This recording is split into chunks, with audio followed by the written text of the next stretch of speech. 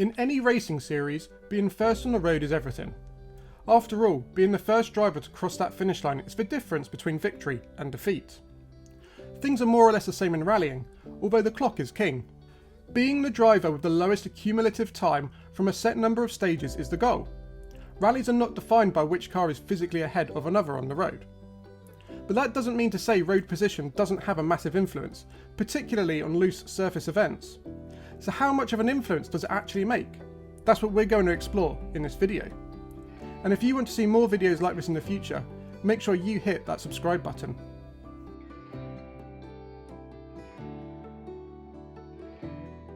While starting position for a race is dictated by a qualifying session, things work differently in rallying.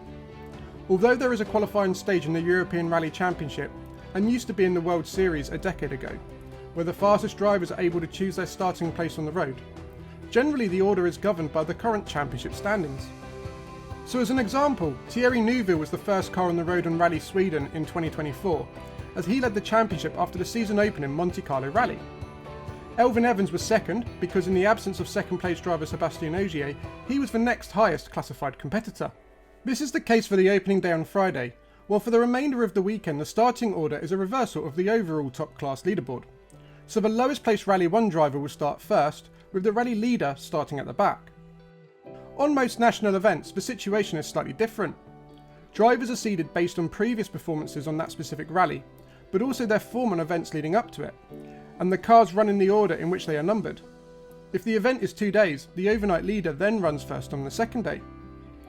For a sport that's purely about the time against the clock as opposed to track position, you might wonder why any of this really matters, but it has a far bigger effect than you might think. Watch any round of the WRC and you'll often hear drivers talk about road position. Usually it becomes a handicap for the championship leader on gravel events, as they will need to run first. Why does that matter? Well, because in simple terms, it means they will act as the road sweeper for their rivals. With loose gravel sitting at the top of the surface, the first car tackles a stage with less grip than those behind. With each passing car, progressively the grip improves as the loose gravel is continually swept away and offers more traction.